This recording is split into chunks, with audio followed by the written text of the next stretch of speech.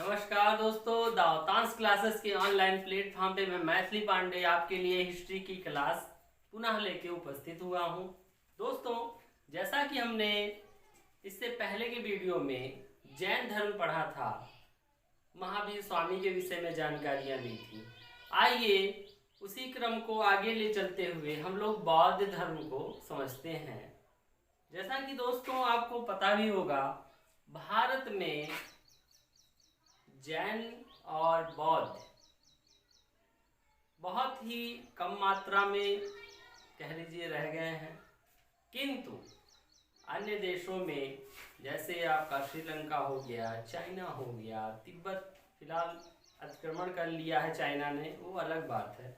लेकिन ये सब बौद्ध धर्म को मानने वाले काफ़ी कह लीजिए बड़ी कंट्रीज हैं, ठीक है। और दोस्तों, बौद्ध धर्म के विषय में अगर चर्चाएं की जाएं तो आपको पता होगा कि 6ठी शताब्दी ईसा पूर्व, लगभग 563 ईसा पूर्व में महात्मा गौतम बुद्ध का जन्म हुआ था कपिलवस्तु के लुम्बिनी नामक ग्राम में। दोस्तों, बौद्ध धर्म के विषय में आइए हम विस्तृत चर्चा करते हैं, ज़्यादा समय नहीं लेंगे।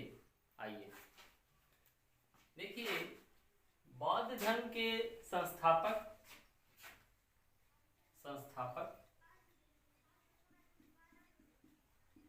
गौतम बुद्ध। इनका बचपन का नाम जो था वो सिद्धार्थ था।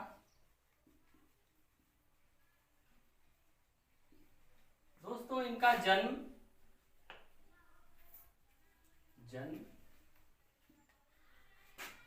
563 ईसा पूर्व इनका जन्म हुआ था।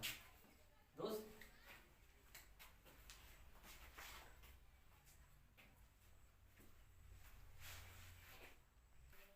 563 ईसा पूर्व में जन्म हुआ था। कहाँ पे हुआ था, स्थान देख लेते हैं। स्थान जो है कपिलवस्तु के अंतर्गत लुम्बिनी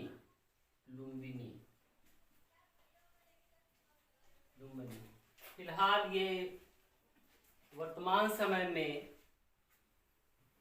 नेपाल में स्थित है, ठीक है। पहले चूंकि अखंड भारत था, इसलिए हम कह सकते हैं सब भारतवर्ष के अंतर्गत आता था। फिलहाल आइए देखते हैं इनके पिता का नाम शुद्धोधन। यह शाक्यगढ़ के प्रमुख थे,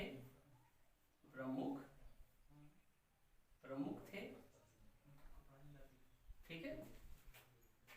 दोस्तों, इनकी माता का नाम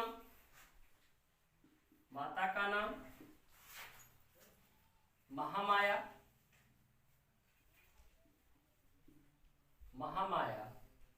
और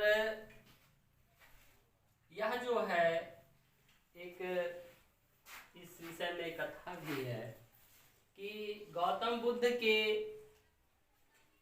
जन्म के 7वें दिन इनकी मृत्यु हो गई। महामाया गौतम बुद्ध के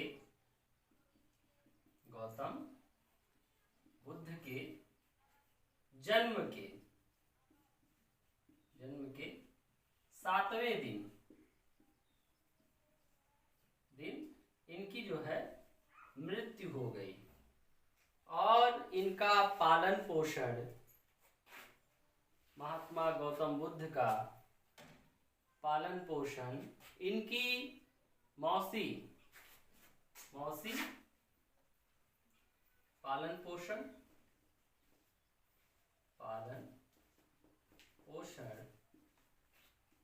इनकी मौसी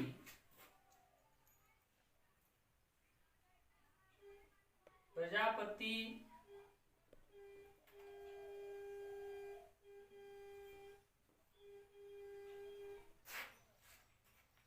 दोस्तों इनका पालन पोषण आइए ऊपर लिख देते हैं, प्रजापति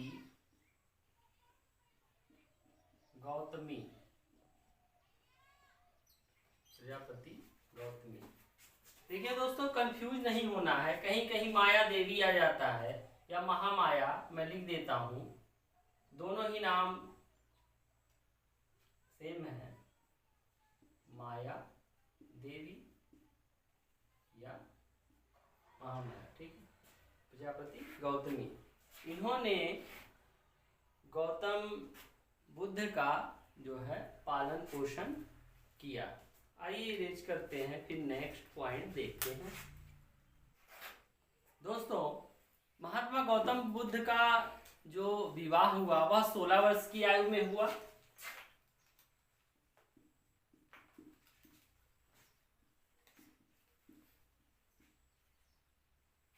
विवाह जो है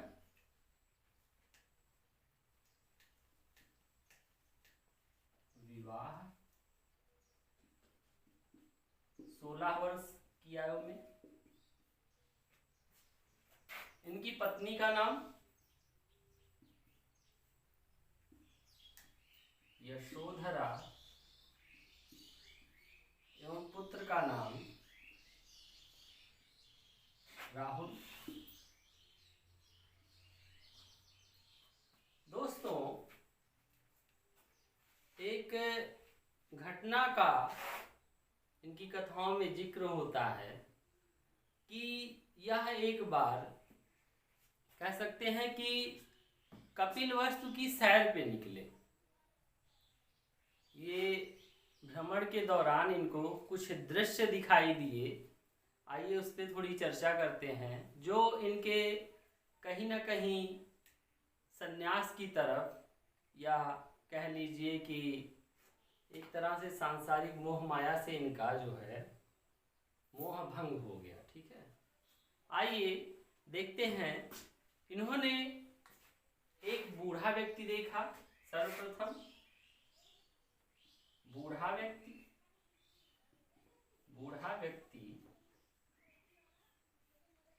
तत्पश्चात इन्होंने एक बीमार व्यक्ति को देखा।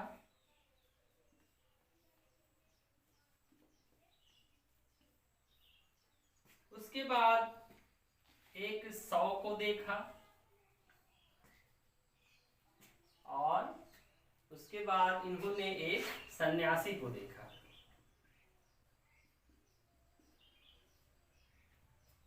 इन्हीं के चलते इनको कहीं ना कहीं वैराग्य की तरफ इनका ध्यान गया, ठीक है। सन्यासी दोस्तों आइए थोड़ा इस विषय में जो कथाएं हैं उसको भी सुन लेते हैं। देखिए बचपन में ही जैसे जब ही कोई राजा हुआ या प्रमुख हुआ, उनके यहाँ पुत्र रत्न की प्राप्ति होती थी, तो वहाँ पे विद्वान लोगों की सभाएं होती थीं, उनको दान दक्षिणा दिया जाता था, उत्सव मनाया जाता। उसी समय पंच पंडितों ने महात्मा गौतम बुद्ध के विषय में कुछ भविष्यवाणियां की, जैसे कि यह एक बहुत ही महान व्यक्ति है, भविष्य में यह महानतम शिखर पे जाएगा और ये कहीं ना कहीं एक वैराग्य का जो है शिखर बनके उत्पन्न हुआ है, ये वैरागियों के लिए एक प्रेरणा स्रोत है। ऐसी भविष्यवाणियां की पंडितों ने, जिससे जो प्रमुख थे इनके पिता थे सुद्धोधन जी, वो थोड़ा डर गए, इनको बाहरी मोह माया की तरफ या बाहरी परिदृश्य की तरफ जाने नहीं दिए, अर्थात इनको महल से दूर नहीं जाने दिया जाता था। इसी क्रम में इनका विवाह जल्दी कर दिया गया, 16 वर्ष की आयु में कर दिया गया। और दोस्तों एक बार इनको ऐसा सुअवसर प्राप्त हो गया कि ये बाहर समझिए निकल गए। इसी तरह से सारथी को बोले कि ऐसा है कि और रथ लेके चलो, आज हम भ्रमण करेंगे कपिलवस्तु का। क्योंकि मना तो किया गया था, लेकिन राजकुमार का आदेश कैसे ना पालन किया जाए। सारथी विवश होके लेके चल दिया। ठीक है। अब क्या हुआ कि जब वो भ्रमण कर रहे थे उस समय रास्ते में उन्हें एक बूढ़ा व्यक्ति दिखाई दिया। उन्होंने सारथी से प्रश्न पूछा कि यह कौन है। तो सारथी ने उत्तर दिया, यह एक जल शरीर है, अर्थात ये अब बूढ़ा हो चुका है। पहले ये किशोर था, फिर धीरे धीरे यही क्रम चलता है, व्यक्ति बूढ़ा होता है और मृत्यु को प्राप्त हो जाता है। तो उन्होंने कहा अच्छा मैं भी हूँगा क्या? कहा बिल्कुल होंगे, मैं भी हूँगा, आप भी होंगे, सभी होंगे। उसके बाद उनके जैसे बच्चों के मन में बहुत सारी इच्छाएं होती हैं, उत्सुकता होती है, उसी से प्रेरित होकर ये क्वेश्चन पूछ रहे थे, बार बार प्रश्न पूछ रहे थे। बाद में एक बीमार व्यक्ति को देखा, फिर से वही उत्कंठा मन में उत्पन्न हुई और फिर से पूछा कि यह बीमार व्यक्ति ये कौन है। तो सारथी ने उत्तर दिया कि यह एक बीमार व्यक्ति है। लोग ऐसे घेर के रखे थे, यह एक बीमार व्यक्ति है और ये रोगों से ग्रस्त हो चुका है, दुखी है। तो इस विषय में भी इनकी जिज्ञासा कहीं ना कहीं संतुष्टिपूर्ण नहीं रही, थोड़ा बहुत ही जानकारी मिली। क्योंकि सारथी था, कितना बताएगा। आगे चल के इन्हें शव दिखाई दिया, 4 लोग कंधे पे उठा के ले जा रहे थे, भीड़ पीछे राम नाम सत्य है कर रही थी। इन्होंने पूछा यह क्या है। तो सारथी ने उत्तर दिया कि देखिए जितने भी जीव हैं यहाँ पे, हम आप और सभी, उनका अंतिम लक्ष्य यही है, अर्थात सभी इसी गति को प्राप्त होते हैं, मृत्यु को प्राप्त होते हैं। यह मर चुका है। कुछ लोग रो रहे थे, दुखी थे, उसको देख के बुद्ध ने ये क्वेश्चन किया। उसके बाद दोस्तों एक सन्यासी व्यक्ति को उन्होंने देखा, अपना वो तपस्या में लीन था, भगवत भजन में लीन था और शांति से बैठा हुआ एक वृक्ष के नीचे अपनी तपस्याएं कर रहा था वो।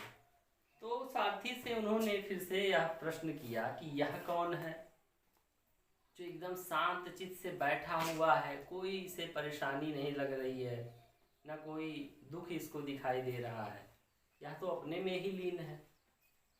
तो सारथी ने कहा यह सांसारिक मोह माया को त्याग के केवल एक से ही संबंध स्थापित कर रहा है, अर्थात वो भगवान को याद कर रहा है, भगवान में ही लीन होना चाहता है।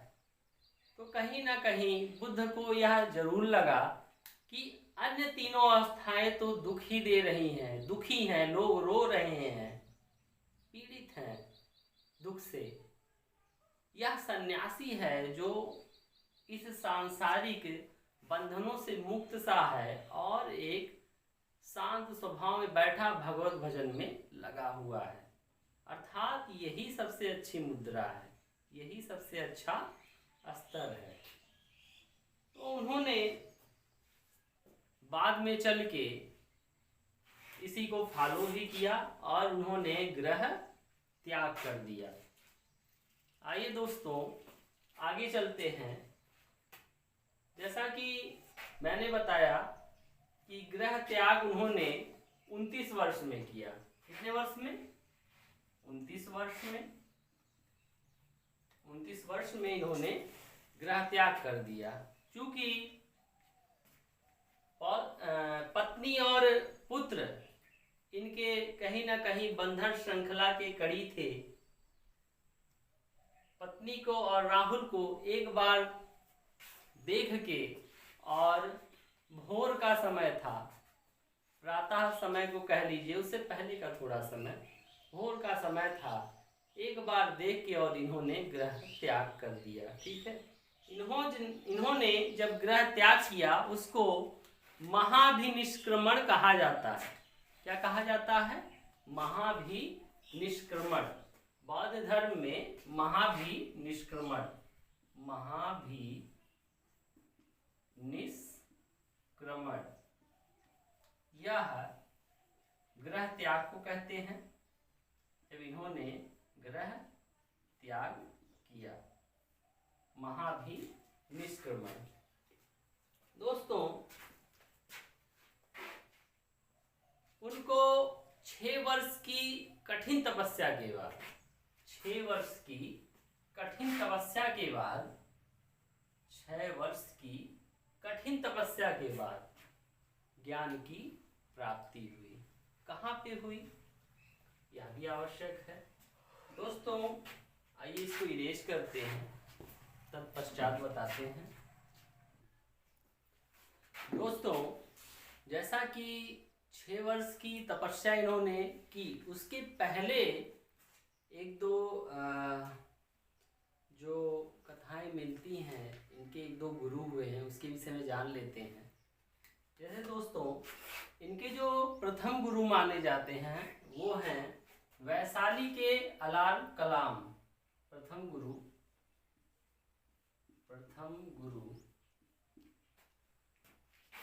वैशाली के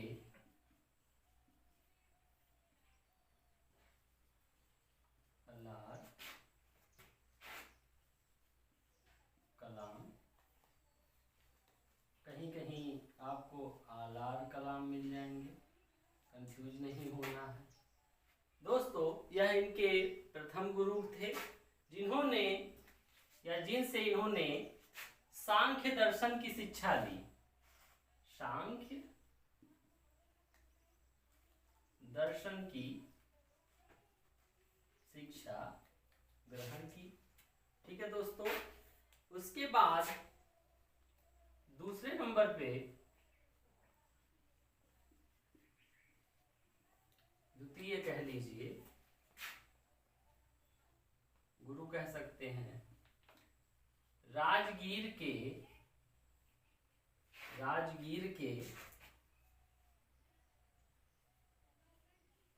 रुद्रक रामपुत्र, यह हुए रुद्रक रामपुत्र। दोस्तों, यह इनके प्रथम, यह दूसरे, ठीक है, यह गुरु हुए। तत्पश्चात इन्होंने 6 वर्ष की कठिन तपस्या की और इनको जो है ज्ञान की प्राप्ति हुई। दोस्तों, 6 वर्ष तपस्या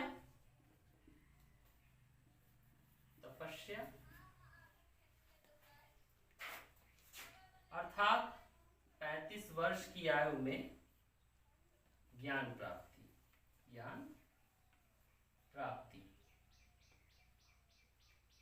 35 वर्ष की आयु में ज्ञान की प्राप्ति हुई। देखिए दोस्तों, इनको कौन से तिथि में ज्ञान प्राप्ति हुई यह भी जानना आवश्यक है। वैशाख पूर्णिमा, वैशाख पूर्णिमा की रात में, ठीक है, वैशाख पूर्णिमा की रात्रि में 35 वर्ष की आयु में। किस नदी और वृक्ष के नीचे यह भी देख लेते हैं। तो नदी जो है, नदी कह सकते हैं हम निरंजना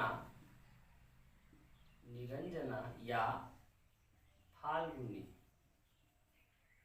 ठीक है, निरंजना या फाल्गुनी कह सकते हैं। दोस्तों, वृक्ष जो है वह है पीपल का वृक्ष है। और जब इन्होंने ज्ञान की प्राप्ति की, तब इनको महात्मा गौतम बुद्ध या बुद्ध कहा गया। ठीक है, उससे पहले तो ये सिद्धार्थ थे ही, बाद में इनको बुद्ध कहा गया। ठीक है, और जहाँ पे इनको ज्ञान की प्राप्ति हुई वह स्थान है बोध गया। ठीक है दोस्तों, यह कुछ महत्वपूर्ण बिंदु थे। आइए इसी क्रम में आगे बढ़ते हुए देखते हैं, पहले इरेज करते हैं। दोस्तों, महात्मा बुद्ध ने अपना प्रथम उपदेश कहाँ दिया, यह भी जानना आवश्यक है। देखिए, प्रथम उपदेश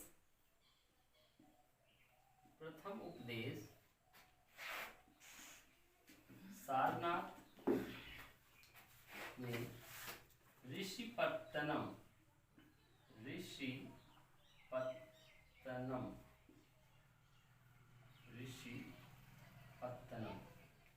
यहाँ दिया। ठीक है दोस्तों,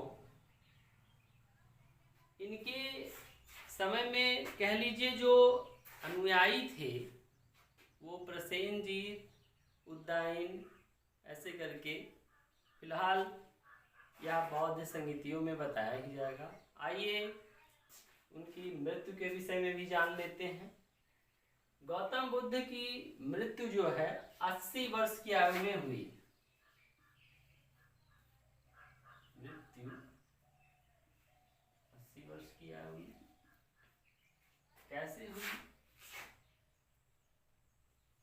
उनका एक शिष्य था, चुंग कह सकते हैं, उसके द्वारा अर्पित भोजन खाकर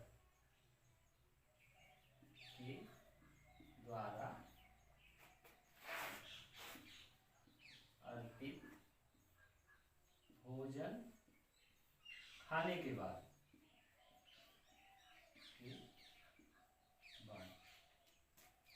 दोस्तों, स्थान कौन सा था? स्थान कुशीनगर। ठीक है, तो यह हुआ कुछ महत्वपूर्ण बिंदु। दोस्तों, चैनल को सपोर्ट करते रहिए, ज्ञान लेते रहिए, इसमें कोई चार्ज नहीं लगना है, यह निरंतर ऐसे ही चलता रहेगा। लाइक कीजिए, शेयर कीजिए, सब्सक्राइब भी करते रहिए। ठीक है, आइए इरेज करते हैं। दोस्तों, गौतम बुद्ध ने अपना जो उपदेश दिया है वह पाली भाषा में दिया है। उसकी भाषा क्या है? भाषा पाली है। और इनके ज्ञान प्राप्ति के बाद जो उपदेश दिया सारनाथ ने, उसको कहते हैं धर्म, बौद्ध ग्रंथों में धर्म चक्र प्रवर्तन। धर्म चक्र प्रवर्तन, ठीक है, बौद्ध ग्रंथों में,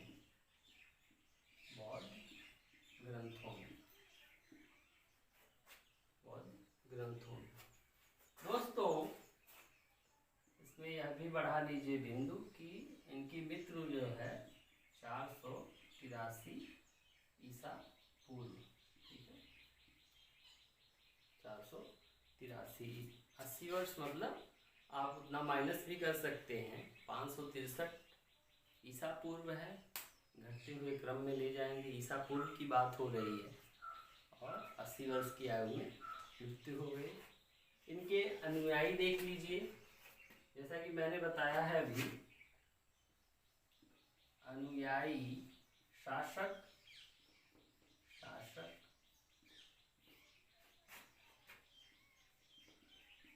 प्रसेनजीत,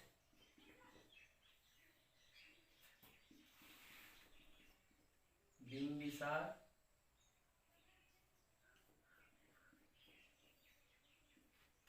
उदयन आदि। ठीक है, यह इनके